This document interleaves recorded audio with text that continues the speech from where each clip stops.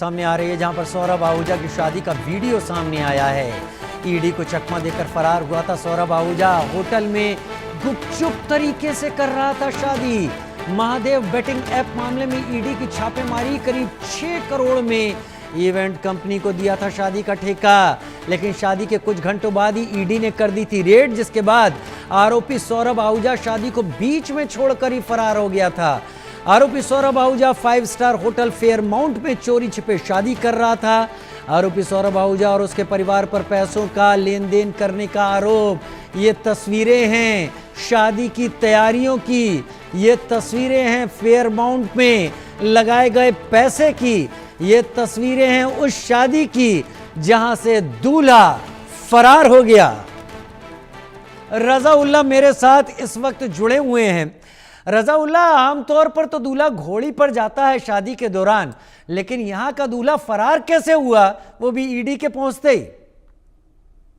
बिल्कुल, देखिए राजीव, जिस तरीके से राजधानी जयपुर में कल ईडी की एक टीम ने सुबह 5 बजे से लगातार एक बड़ी कार्रवाई को अंजाम दिया था। महादेव बेटिंग ऐप से जुड़ा हुआ पूरा मामला बताया जा रहा था। थोड़े ही दिन पहले जयपुर के सोडा इलाके में भी ठीक इसी तरीके से ड्राई फ्रूट के जो व्यापारी है उनके ठिकानों पर भी रेड मारी गई थी, जिसके बाद कल जो छत्तीसगढ़ रायपुर की एक ईडी टीम है वो राजधानी जयपुर पहुंची थी। जयपुर के 7 स्टार होटल है, होटल फेयरमाउंट, वहां पर ताबड़तोड़ कार्रवाई को अंजाम दिया था।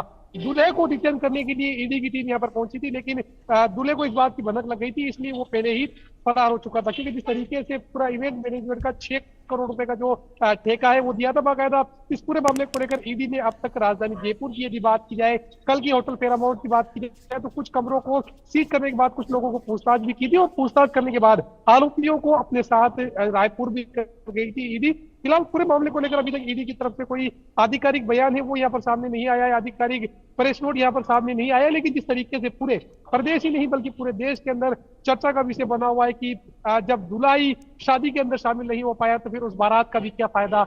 तस्वीरों में देखा जा सकता है कि जो तमाम तैयारियां हैं वो यहाँ पूरी कर ली गई थी। करोड़ों रुपए की शादी के मैनेजमेंट के नाम पर खर्च किए गए थे, लेकिन ईडी बाराती बनकर पहुंची और वहां से दूल्हे का उससे पहले ही फरार हो गया। कुछ लोगों को हिरासत में लेने के बाद फिलहाल रायपुर छत्तीसगढ़ ले जाकर जो तमाम जांच है, जो तमाम पूछताछ है, वो अब लोगों से की जा रही है। जी सौरभ, वो अब लोगों से की जा रही है। राजीव बोल रहा हूं मैं, रजाउल्लाह।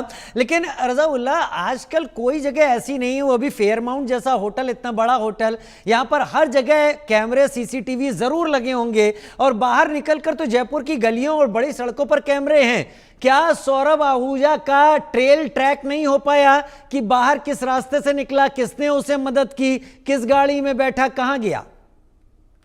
देखिए राजीव, जिस तरीके से यदि बात की जाए राजधानी जयपुर की, तो जिस इलाके में ये होटल है वो अपने आप के अंदर काफी शानदार इलाका है। आमेर इलाके के अंदर ये होटल मौजूद है। आमेर का फोकस इलाका है जहां पर ये शानदार हवेली या यूं कहें शानदार जो 7 स्टार है होटल है वो यहाँ पर बनी हुई। बड़ी बात है कि पहले तो ये बात है कि पूरे मामले को लेकर ईडी कब तक इस पूरे मामले को लेकर आधिकारिक बयान जारी करती है, क्योंकि जब जब इस तरह के मामले देखने को मिलते हैं, जब तक ईडी की तमाम कार्रवाई पूरी नहीं हो जाती तब तक ईडी की तरफ से किसी तरीके से जो कार्रवाई है उसको यहाँ पर अंजाम नहीं दिया जाता। लेकिन फिलहाल जिस तरीके से जो तमाम कार्रवाई है उसको यहाँ पर ईडी की तरफ से अंजाम दिया जा रहा है, और विशेष सूत्रों के मुताबिक तकरीबन आधा दर्जन से ज्यादा लोगों को यहाँ पर ईडी की जो टीम है उसने हिरासत में लिया है, और हिरासत में लेने के बाद आगे की जो तमाम कार्रवाई है उस कार्रवाई को फिलहाल ईडी जो है वो रायपुर छत्तीसगढ़ जाने के बाद अंजाम दे रही है। फिलहाल दूल्हा फरार है, दूल्हा कब तक गिरफ्तारी में आएगा, सीसीटीवी फुटेज जब किए गए हैं नहीं किए गए, या कौन कौन लोग शामिल है जो इस मामले को लेकर आरोपी की मदद कर रहे थे फरार होने के पीछे, क्योंकि महादेव बेटी के तमाम लोग जानते हैं 15 दिन पहले जयपुर के सोडाला इलाके में कार्रवाई को अंजाम दिया था।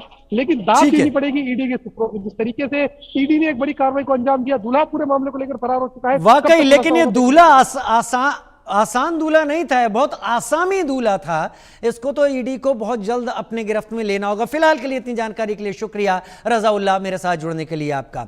उधर एक बार फिर राजस्थान का ही जिक्र करते हैं, जहां के टोंक जिले में भारी बारिश हो रही है।